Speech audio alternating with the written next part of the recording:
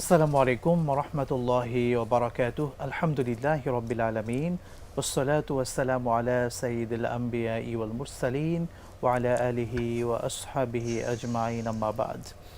প্রিয় দর্শক শ্রোতা, আপনাদের সকলকে আন্তরিক অভিনন্দন জানাচ্ছি এটিএন বাংলার পর্দায় জুমাবারের বিশেষ আয়োজন জীবন ও চেতনায়।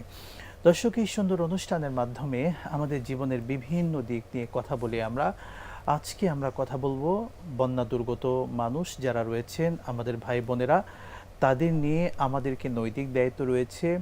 ইসলাম বন্যা দুর্গত মানুষ সহ বিপদে পড়া মানুষ, তাদের পাশে দাঁড়াতে কি শিক্ষা আমাদেরকে দিয়েছে সে নিয়ে সুন্দরভাবে শুনবো ইনশাআল্লাহ তাআলা। আজকে অতিথি হিসেবে আমাদের সঙ্গে আমন্ত্রিত হয়েছেন দেশ বরেণ্য আলেমে দ্বীন, ইসলামী চিন্তাবিদ এবং জনপ্রিয় মিডিয়া ব্যক্তিত্ব শেখ ডক্টর শহীদুল ইসলাম বারাকাতি হাফিজাহুল্লাহ। আসসালামু আলাইকুম ওরহমতুল্লাহি ওবারাকাতুহ। ওয়ালাইকুম আসসালাম ওরহমতুল্লাহি ওবারাকাতুহ। শেখ, কেমন আছেন? আলহামদুলিল্লাহ, আপনি? আলহামদুলিল্লাহ, আপনাকে আন্তরিক অভিনন্দন জানাচ্ছি এই সময়। হাইয়াকুমুল্লাহ, শুকরান। আমরা প্রথমে ভারাক্রান্তভাবে আল্লাহ তাআলার দরবারে আমরা প্রথমে ক্ষমা চাচ্ছি। আমাদের দেশ, আমরা বিগত কয়েকদিনে বন্যা দুর্গত মানুষদেরকে দেখতে পেয়েছি। খুবই কষ্টের ভিতর তারা জীবনযাপন করছে। আমাদেরই কেউ ভাই, আমাদের বোন, আমাদের আপনজন, তারা বন্যার পানিতে অত্যন্ত কষ্টে আছে। এই কষ্টে থাকা মানুষগুলোর পাশে আমরা কিভাবে দাঁড়াতে পারি? ইসলাম কি শিক্ষা আমাদেরকে দিচ্ছে? আপনি এমন একটি টপিক সামনে আনার জন্য আপনাকে ধন্যবাদ। শুকরিয়া। ইন্নাল হামদুলিল্লাহি কুল্লা ওয়াসসালাতু ওয়াসসালামু আলা রাসূলিল্লাহ আল্লাযী লা নাবিয়্যা বা'দা ওয়া আলা আলিহি ওয়া সাহবিহি আম্মা বা'দ। বিষয়টিকে যদি আমরা একটু ভাগ করে নেই, প্রথমত হলো বন্যা বা দুর্গত বা বিপর্যয় হয় কেন, পরবর্তীতে হলে পরে আমাদের করা উচিত কি। আর আপনি যে পার্টটা নিয়ে এসছেন সেটা হলো যে এখন দুর্গত মানুষের জন্য আমাদের করা উচিত কি, নৈতিক দায়িত্ব, ইমানি দায়িত্ব আমরা কিভাবে পালন করব। প্রথম ব্যাপারটিতে কুরআনে কারিমের দুটি আয়াত সামনে আনা দরকার। আউযু বিল্লাহি মিনাশ শাইতানির রাজিম। ওয়ালা নাবলুওয়ান্নাকুম বিশাইইম মিনাল খাউফি ওয়াল জু'i ওয়া নাকসিম মিনাল আমওয়ালি ওয়াল আনফুসি ওয়াস সামারাত ওয়া বাশশিরিস সাবিরিন। দ্বিতীয় আয়াত হলো যহরাল ফাসাদু ফিল বাররি ওয়াল বাহরি বিমা কাসাবাত আইদিন নাস।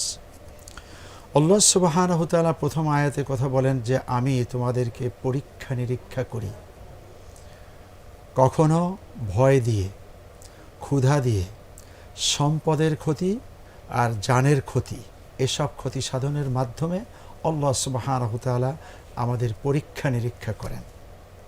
আমরা এখন দেখতে পাচ্ছি এরকম একটা পরীক্ষায় এসে গেছে। এত বৃষ্টি হলো যে বৃষ্টির কারণে বন্যা হয়ে গেল, মানুষ একটি দুর্গত পরিবেশের ভিতরে পড়ে গেছে। এটা একটা বিপর্যয়, আল্লাহর পক্ষ থেকে এসছে। এই বিপর্যয়ের ব্যাপারেই আল্লাহ সুবহানাহু ওয়া তাআলা আবার ওই কথা বলেছেন পরবর্তী আয়াতে, যহরাল ফাসাদু ফিল বাররি ওয়াল বাহরি বিমা কাসাবাত আইদিন নাস। জলস্থলে যত ধরনের বিপর্যয় আমরা দেখতে পাই, ঘটে যায়, এটা মানুষের হাতের কামাই। অর্থাৎ মানুষ যখন কথা বলে সীমা ছাড়া, মিথ্যা সীমা ছাড়িয়ে যায়, জেনা ব্যভিচার সীমা ছাড়িয়ে যায়, শিরক বেদাত সীমা ছাড়িয়ে যায়, মানুষকে খুন খারাপি এগুলো সীমা ছাড়িয়ে যায়। চরমভাবে যখন মানুষ লঙ্ঘন করে, তখন আল্লাহ সুবহানাহু ওয়া তাআলা তার পক্ষ থেকে একটা ধাক্কা মারেন। সেই ধাক্কাটাই হয়তো জলোচ্ছ্বাস, না হয় একটি সাইক্লোন, না হয় টাইফুন, না হয় হেরিকেন, না হয় বেশি বৃষ্টি অথবা অনাবৃষ্টি, খরা। এর যেটাই হোক না কেন, এটা আল্লাহ পাকের পক্ষ থেকে একটি বিপর্যয়। এই বিপর্যয়টি একটা ধাক্কা মারেন, তোমরা হুঁশ হও। কি করা উচিত? বান্দাকে তখন সাথে সাথে তওবা পড়া উচিত। কেন? এটার জন্য একটি কথা না বললেই নয়। একজন অলি আর একজন অলিকে প্রশ্ন করেছেন, আল্লাহর যদি এত বড় একটা তীর থাকে আর এত বড় একটা ধনুক থাকে, যে তীর আল্লাহ মারলে পরে গোটা দুনিয়ার সমস্ত মানুষ মারা যাবে, তখন কেউ যদি বাঁচতে চায় তাহলে বাঁচার উপায় কি? ওই ওলি বললেন বাঁচার উপায় হলো আল্লাহর কোলের মধ্যে বসে পড়া। কথা কিন্তু চমৎকার, মানে হলো তীর যাবে সামনে আর লোকটা বসে পড়েছেন আল্লাহর কোলে, তাহলে তীরে যারা মরবে তারা সামনের লোকেরা মরবে, যিনি কোলের মধ্যে আছেন তিনি আর মরবেন না।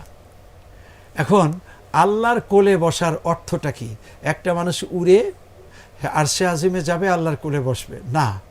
আল্লাহর কোলে বসার অর্থ হলো তওবা পড়বে, ইস্তেগফার পড়বে, আল্লাহর রহমতের কোলে বসে যাবে। সুবহানাল্লাহ। এমন যদি হয় তাহলে তীরের আঘাত ওনার গায়ে লাগবে না। তাই ঠিক এই যে জলস্থলে বিপর্যয়গুলো হয়, এই বিপর্যয়গুলো হলো ওই রকম একটা তীর। আর এই তীর আসার সময়ই যদি কোনো মানুষ খালেস তওবা পড়েন, আল্লাহর কাছে চলে যান, আল্লাহর বন্ধু হয়ে যান, পাপ ভুলে যায়, পাপ ছেড়ে দেয়, স্থায়ীভাবে ছেড়ে দেওয়ার সিদ্ধান্ত নেয়, তাহলে ইউনূস আলাইহিস সালামের জাতিকে আল্লাহ যেরকম রক্ষা করলেন ওই লোকদেরকেও আল্লাহ সেরকম রক্ষা করতে পারেন। এখন আমাদের দেশে একটি বৃষ্টি হয়েছে, বৃষ্টি তো রহমত, কিন্তু অতি বৃষ্টি আবার অনাবৃষ্টি এটা গজব। এখন একটা গজব এসে গেছে, আল্লাহ রাগ করেছেন তাই আমাদেরকে দিয়েছেন। এখন যদি আমরা প্রশ্ন করি তাহলে কিছু মানুষ বানভাসী হয়ে গেল আর আমরা তো ভালো আছি না। আসলে একজন ভাইয়ের গায়ে আঘাত লেগেছে, আর একজন ভাই যদি আনন্দে নাচেন তাহলে বুঝতে হবে ভাই না। আল মুসলিমু কা জাসাদিন ওয়াহিদিন, মুসলমান হলো একই দেহের মতো, যেখানেই থাকুক না কেন একজন কষ্ট পেলে সে কষ্ট পাবে, সে পৃথিবীর যে প্রান্তেই থাকুক না কেন। অতএব বাংলাদেশে কিছু মানুষ যারা বন্যা দুর্গত হয়েছে আর অন্যরা হয়নি তাই বলে আনন্দে গদগদ হব, আমরা খুব ভালো আছি, এমনটি চিন্তা করে যারা, নিঃসন্দেহে এই লোকগুলো আল্লাহর পথ থেকে দূরে সরে আছে এবং এর অর্থ বুঝে না। এই জন্যই আমার প্রসঙ্গত এই কথাটুকু আনতে হলো যে এটা আল্লাহ পাকের একটি পরীক্ষা। এই পরীক্ষার ভিতরে আমরা পড়ে গেছি, এখন একটা গজবের ভিতরে আমরা আছি। আল্লাহ আবার আরেকটা পরীক্ষা এখন করতেছেন যে আমরা কারা দুর্গত মানুষের পাশে দাঁড়াই আর দাঁড়াই না, কে আনন্দে আছি আবার কে তাদের জন্য মর্মাহত হয়ে দ্রুত তাদের পাশে গিয়েছি। এই জায়গাটায় আপনার প্রশ্নের জবাবটা চলে আসতেছে। আপনি যে প্রশ্নটা করছেন ইমানি দায়িত্ব, নৈতিক দায়িত্ব। ইমানি দায়িত্বে আগে আসি। আমরা যদি মোমেন হয়ে থাকি তাহলে একটু আগে যেটা বলছি আল মুসলিমু কা জাসাদিন ওয়াহিদিন, আমরা মোমেন মুসলমান একই দেহের মতো।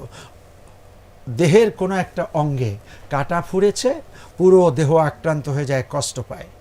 ঠিক এই মুহূর্তে আমরাও প্রত্যেকেই কষ্ট পাইতে হবে যে আমার ভাই বাড়ি ছাড়া, আমার ভাই গৃহ ছাড়া, আমার ভাই খাদ্য নাই, আমার ভাইয়ের চিকিৎসা নাই, আমার ভাই তারা বন্যার পানিতে ভেসে যাচ্ছে, এই যে সাপ কামড়াচ্ছে, অথবা তারা নানাভাবে কষ্টের মধ্যে আছে। এই কষ্টে আমিও তার পাশে থাকতে হবে। এই যে থাকার জন্য উনি আর দেরি করবেন না, ওনার যত কাজকর্ম আছে দ্রুত ওখানে ছুটে যাবেন। কেন? ইরহামু মান ফিল আরদি ইয়ারহামুকুম মান ফিস সামা। জমিনবাসী যারা কষ্টের মধ্যে আছে তাদেরকে কেউ যদি মায়া করে তাহলে পরে উনি জমিনের মানুষকে মায়া করেছেন, ওনার জন্য আসমানের সমস্ত ফেরেশতা মায়া করবেন, আল্লাহ পাক মায়া শুরু করে দিবেন। সুবহানাল্লাহ। অতএব এখন উচিত হলো এদের মায়ায় দ্রুত সেখানে হাজির হওয়া। শুকরিয়া শেখ, আপনি খুবই গুরুত্বপূর্ণভাবে সময়ের দাবির আলোকে আপনি কথাগুলো বলছিলেন। সেই সাথে আমরা একটি বিষয় জানতে চাই। আমরা দেখি আমাদের সিটি শহরগুলোতে, যদি ঢাকা শহরের কথা বলি, আমরা আমাদের খালগুলো কিংবা যেগুলো হলো ড্রেনেজ ব্যবস্থা আছে সেগুলোকে বেশিরভাগ নোংরা করি। বাসার নোংরাগুলো সেখানে ফেলছি, পলিথিনগুলো ফেলছি, বা বিভিন্ন নোংরা রাস্তার ভিতরে ফেলছি, যেখানে নির্দিষ্ট জায়গায় যেখানে ফেলার দরকার সেগুলো ফেলছি না। সেই নোংরাগুলো গিয়ে কিন্তু দেখা যায় ড্রেনেজ ব্যবস্থাগুলো জ্যাম হয়ে যাচ্ছে। এক পর্যায়ে হালকা বৃষ্টিতেই কিন্তু পানিতে সকলে কষ্ট পাচ্ছে। এই যে কাজগুলো আমরা করছি, আমরা সচেতন না, আমরা আমাদের ভুলের কারণে আমরা ক্ষতিগ্রস্ত হচ্ছি। এই জায়গায় আমাদেরকে কিভাবে সতর্ক করবেন এই প্রোগ্রামের মাধ্যমে? Thank you. ওই যে প্রথম আয়াত, দ্বিতীয় আয়াতের মধ্যে বলছি জহরাল ফাসাদু ফিল বাররে ওয়াল বাহরে বিমা কাসাবাত আইদিন নাস। আপনার কথাই বললেন যে আমরা ময়লা আবর্জনা যত্রতত্র ফেলছি, মানে এই হাতের কামাই। একইভাবে পলিথিন যেখানে সেখানে ফেলে দিয়েছি। তাহলে কি দাঁড়ালো, যে কোটি কোটি টাকা খরচ করে যে ড্রেনেজ সিস্টেমটা করা হয়েছে, যে সুইচ সিস্টেমটা করা আছে, যে ক্যানেল সিস্টেমটা করা আছে, এটাকে আমরা অকেজ করে দিচ্ছি। অকার্যকর হওয়ার কারণে সামান্য বৃষ্টি হয়, পানি উঠে ওঠে, যেমন এই ঢাকা সিটি অচল হয়ে যায়। এমন ঘটনা ঘটেছে। লক্ষ লক্ষ গাড়ি বিভিন্ন জায়গায় আটকা পড়েছে। কি হয়েছে, সামনে হয়তো 10টা গাড়ি তারা ডুবে গিয়েছে, এ কারণে এখন বাকি গাড়ি আর চলতে পারছে না। অথবা ডুবে গিয়েছে অনেক গাড়ি, যে গাড়িগুলো চলার আমরা প্রায় কিন্তু এই ঘটনাগুলো দেখি সামান্য বৃষ্টিতেই। উপর দিয়েও যেই গাড়ি যাচ্ছে ওই গাড়ি অচল হওয়ার কারণে এই গাড়িও চলতে পারছে না। অর্থাৎ এই কোটি কোটি বা বিলিয়ন বিলিয়ন টাকা খরচ করে যে এলিভেটেড এক্সপ্রেস করা হলো, আরও যে রাস্তাঘাটগুলো তৈরি করা হয়েছে, ফ্লাইওভারগুলো তৈরি হয়েছে, সব কিন্তু থেমে গিয়েছিল। একটি বিপর্যস্ত অবস্থা হয়েছিল মানুষের জনজীবন। লক্ষ লক্ষ মিটিং বন্ধ হয়ে গেছে, বিভিন্ন প্রোগ্রাম বন্ধ হয়ে গেছে এবং গোটা দেশ জুড়ে একটা অচল অবস্থা তৈরি হলো। শেখ, আমরা জুমাবারের এই বিষয়ে এখন আপনার কথাটার একটু, এখন এটা কি করা উচিত? এক নাম্বার হলো প্রত্যেকটি জনগণ সচেতন হতে হবে নিঃসন্দেহে যে আমাদের হাত দিয়ে অথবা আমাদের ইন্টেনশনালি ময়লা আবর্জনা অথবা বর্জ্য যত্রতত্র ত্যাগ করব না, এক নাম্বার। আর যেখানে যথোপযুক্ত জায়গা, ওই জায়গায় ত্যাগ করার পরে মিউনিসিপ্যালিটির গাড়ি এসে এগুলো সময় মতো যেন ক্লিন করে দেয়। 3 নাম্বার হলো রাষ্ট্রপক্ষ এটা পুরো রাষ্ট্রটাকে সাজিয়ে রেখেছেন, এই সাজগোজ ঠিক রাখার জন্য মেনটেনেন্সে আর একটু যত্নবান হবেন। এটা রাষ্ট্রের প্রতি আমাদের বিনয়ের একটি দাবি। এই 3টি পক্ষ, অর্থাৎ জনগণ সচেতন, রাষ্ট্র সচেতন, সমাজ সচেতন, এমন যদি হয় তাহলে এই দুরবস্থা থেকে 100% না হলেও 80% আমরা মুক্তি পেতে পারি। আর পাহাড় কাটা, জঙ্গল কাটা, গাছ কাটা, খালগুলোকে ভরাট করে দেওয়া, নদীগুলিকে ভরাট করে দেওয়া, যেখানে সেখানে স্থাপনা তৈরি করা, অথবা এগুলো ভরাট না করে যেখানে সেখানে আমরা ময়লা আবর্জনা ফেলে এগুলোকে বন্ধ করে দেওয়া, অচল করে দেওয়া, এই কাজগুলো বন্ধ করতে হবে। তাহলে এই দুরবস্থা থেকে অনেকটা বাঁচা যাবে। আল্লাহ সুবহানাহু ওয়া তাআলা আমাদেরকে সচেতন হওয়ার তৌফিক দান করুন। আল্লাহুম্মা আমিন। শেখ, কিছু অপ্রিয় সত্য কথা আপনার মাধ্যমে দর্শকদেরকে একটু বলতে চাই। আমরা দেখি সিটি শহরগুলোতে আমাদের উন্নয়নের যে কাজগুলো হয়, রাস্তা কাটা কিংবা ড্রেনেজ যে কাজগুলো হয়, সব বর্ষাকালে কেন হয়? এটা তো আমাদের শীতকাল যেটা আছে সেই সময় হতে পারতো, যখন বর্ষাকাল না সেই সময় খুবই ইজিভাবে হতে পারতো। আমরা দেখি এটার কারণে অধিক পানি হচ্ছে, এই ড্রেনেজের কারণে পানি হওয়ার কারণে যে কোথায় গর্ত আছে এটা মানুষ বুঝতে পারছে না, সেখানে পড়ে গিয়ে আক্রান্ত হচ্ছে, অ্যাক্সিডেন্ট করছে, দুর্ঘটনায় পতিত হচ্ছে। এগুলো কিন্তু আমরা ফেস করছি শহরের জীবনে। সে যদি সেই বিষয়টি একটু বলতেন। এ বিষয়েও আমি কিছু লোকদের সাথে আলাপ করছি যে বর্ষাকালে এই কাজগুলো কেন। তো অনেকেই জবাব দেন যে না, এটা শীত বর্ষা সবসময় হয়, বর্ষা একটু বেশি টের পাওয়া যায়। এটা খোঁড়া জবাব দিয়েছে, 1 নাম্বার। 2 নাম্বার হলো যে জুন মাসে গভর্নমেন্টের বরাদ্দ আসে, তো এগুলো যে সমস্ত কন্ট্রাক্টররা করে গভর্নমেন্টের বরাদ্দটা ওকে টার্গেট নিয়ে করে, অর্থাৎ জুন মাসটা এসে শেষ পর্যন্ত এরকম বর্ষাকাল নাগাল পেয়ে যায়, বরাদ্দ পায়, তখন কাজে হাত দেয়। আসলে এই সব কথা আসলে সবটাই খোঁড়া যুক্তি। আসল কথা হলো উন্নত বিশ্বে কাজ সারা বছরই হয়, মানুষের সুবিধার অসুবিধাটাকে প্রথম মাথায় নেওয়া হয়। কোন কারণে জনগণ কষ্ট পেতে পারে, একটা রাস্তায় কাজ করতেই হবে, ওই রাস্তার বিকল্প রাস্তা আগে তৈরি করে, ওই রাস্তা দিয়ে সব গাড়ি যাতায়াত করবে, একজন মানুষ টেরও পাবে না। ফাঁকে দিয়ে রাস্তার কাজটা তারা অতীব যত্নে করে এরপরে রাস্তাটাকে ওপেন করে দেয়, বিকল্প রাস্তায়ও চললো, এই রাস্তায়ও চললো। তাতে কি দাঁড়ায় যে জনগণ কষ্ট পায় না। এখন আমরা আসলে এটা ভাবিয়েই না যে এই দেশে জনগণ আছে, আমার দরকার আমার বাসা। একজন রিক্সাওয়ালা ভাই, তিনি রিক্সা এইভাবে দিয়ে দিলেন, পিছন থেকে 500 গাড়ি আসতেছে শাসা করে, ওনার গাড়ির চাক্কাটার কারণে 500 গাড়ি যে থমকে দাঁড়াবে এটা উনি ন্যূনতম ভাবেন না। একজন ঠেলাওয়ালা ভাই অনুরূপ, একজন প্রাইভেট কারের বন্ধুও অনুরূপ, যার যখন মনে চায় তখন সে মাথাটা আস্তে করে বাঁকা করে দেয়, ওনারই বাঁচা দরকার, আর কারো বাঁচা দরকার নেই। এই যে অবস্থাটা, এই অবস্থাটা মুক্তির জন্য, নিরসনের জন্য উচিত হবে জনগণকে আরও সচেতন করা, যাতে করে আমার মাথাটা বাঁকা হলেই পিছনে কি পরিমাণ গাড়ি কষ্ট পেতে পারে, কত মানুষ ক্ষতিগ্রস্ত হতে পারে, সেই সচেতনতা ওনার থাকতে হবে। এইটা আসলে হুটহাট করে হয় না, রাষ্ট্রপক্ষ ডান্ডা দিয়ে ঠান্ডা করতে হয় অনেক সময়। এদের 2-4টাকে এমন পানিশমেন্ট দিতে হবে যে মাথা বাঁকা করলেই তার মাথাটাকে সোজা করে দেওয়া হবে, আগামী দিনের জন্য কোনো দিন যেন মাথা বাঁকা না করা হয়। ঠিক এমন একটা পদ্ধতি যদি চালু করা যেত, তাহলে পরে অনেকখানি আমরাও মুক্তি পেতে পারতাম। ঠিক তদ্রূপভাবে এই যে যখন তখন কাটতে পারবা না, যে কোনো সময় রাস্তায় হাত দিতে পারবা না, এবং রাস্তায় হাত দিতে হলে তুমি বিকল্প রাস্তা আগে বানিয়ে নাও। কোনো খোরাখুরি করলে কি পরিমাণ কষ্ট জনগণের হবে, এই কষ্টটা আগে অ্যানালাইসিস করে হাত দাও। যদি জনগণের কষ্ট এমন হয় যে তোমার কাটাকাটির কারণে রাস্তা বন্ধ হয়ে যেতে পারে, জনগণ কষ্ট পেতে পারে, খোরাখুরির কারণে মানুষ পড়ে মরতে পারে, এমনটি চিন্তা করে হাত দেয়, তাহলে শীতকাল হোক বর্ষাকাল হোক যখনই কাটা দরকার কাটবে, কিন্তু কাটার আগে বিকল্প ব্যবস্থা বলবে যে বিকল্প ব্যবস্থা বাংলাদেশে কোথায় পাবে? হ্যাঁ, যা আছে তার মধ্যে ৮-৬০ করে গুছিয়ে করলে অনেকটাই সহজ হবে। ইচ্ছা থাকতে হবে। জি। আমাদের ইচ্ছার অভাব সত্যি সব দিক থেকে। আপনি যেমনটি বললেন, এক রাষ্ট্রপক্ষ যারা আছে তাদেরকে আন্তরিক হতে হবে, আমাদের সমাজ ব্যবস্থা তাদেরকে আন্তরিক হতে হবে, এবং সবশেষ আমরা জনগণ আমাদেরকে আন্তরিক হতে হবে। আমরা দেখেছি বিশ্বের বিভিন্ন দেশে, আপনি তো বহু দেশে সফর করেছেন, এবং দর্শকরা যারা বহু দেশে গিয়েছে, ছোট ছোট দেশ কিন্তু কতটা পরিচ্ছন্ন, গোছানো। একজন সাধারণ মানুষের রাস্তায় কোথাও পানির পিক বা একটা স্বাভাবিক কাগজকে কিন্তু ফেলে দেয় না, নির্দিষ্ট ডাস্টবিনে কিন্তু তারা ফেলে।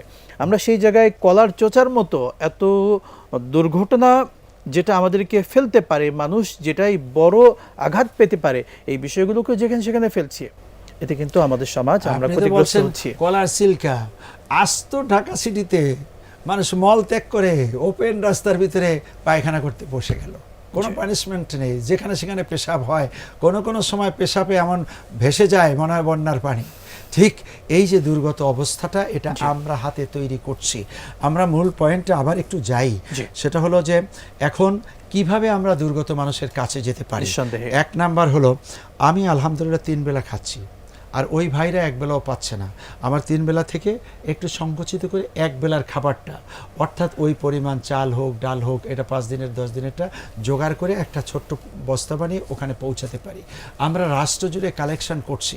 হ্যাঁ, এই কালেকশনটা যেমন ঠিক আছে, এটা আবার যথাযথ ব্যক্তিরা পাবে, সঠিকভাবে পৌঁছানো হবে জনগণের কাছে, মুক্তভাবে একেবারে খোলা চিঠি দিয়ে প্রকাশ করে দিতে হবে। আমরা পেয়েছিলাম 100 কোটি টাকা, খরচ করেছি 110 কোটি টাকা, আর না হয় অন্তত 1 টাকাও আমাদের কাছে সারপ্লাস নাই, এই হিসাবটাও ঠিকঠাক মতো দিতে হবে। এমনটি যদি না হয়, তাহলে এটা হয় আর একটা অমানবিকতা। এটায় 2টি সমস্যা হয়। একটা হলো মানবতার জীবনযাপন করছে, তাদের হক আপনি নষ্টকারী যদি কেউ আত্মসাৎ করে। আর 2 নাম্বার হলো, এতে মানুষের থেকে আস্থা চলে যায়। পরবর্তীতে অন্য জনগণ ভিন্ন কোনো সময় যখন এরকম দুর্গত ব্যক্তিদের জন্য সাহায্য চাওয়া হবে, সাহায্যের হাত কেউ বাড়াতে চাবে না। যেমন ওনার কাছে দিয়ে লাভ কি, উনি তো আগের খবর আমাদেরকে জানায়নি।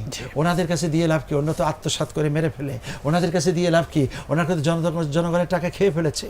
এই যে অভিযোগ, এই অভিযোগ থেকে মুক্তির জন্য শ্বেতপত্র দাখিল করতে হবে, আর স্বচ্ছ থাকতে হবে আল্লাহর ভয়ে, বান্দার ভয়ে। জাযাকাল্লাহু খায়রান। শেখ, আমরা আর একটু কষ্ট নিয়ে বলতে চাই, আমরা বিগত সময়ে দেখেছি যখনই আমাদের দেশ কোনো বিপর্যয়ের সম্মুখীন হচ্ছে, বন্যার কথাই যদি বলি, আমরা বেশ কয়েকবার বন্যা ফেস করেছি, এবং বন্যা দুর্গত এলাকাগুলোতে যে ক্রাইসিসটা হয়, খাবারের ক্রাইসিস কিংবা পোশাক বা বিভিন্ন কিছুর ক্রাইসিস যখন হচ্ছে, তখন যেই পানি 1 লিটার বা 2 লিটার পানির দাম, আমরা যদি সহজ ভাষায় বলি 40 টাকা, সেই 2 লিটার পানির দাম হয়ে যাচ্ছে 200 টাকা। আমরা কিন্তু এমনটা দেখেছি। আমরা এই যে ঘটনাগুলো আমাদের ভেতরে ঘটে, সত্যিকার অর্থে আমাদের মানবিকতার জায়গা কোথায় আছে, আর এটা আমাদের জন্য উচিত কিনা? উচিতের তো প্রশ্নই আসে না, এর চেয়ে অমানবিক আর কি হতে পারে।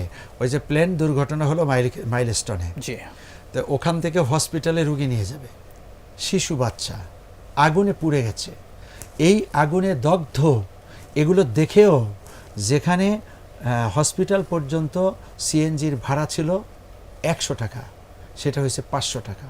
যেখানে ভাড়া ছিল 200 টাকা, সেই ভাড়াটা নিয়েছে তারা 1000 টাকা।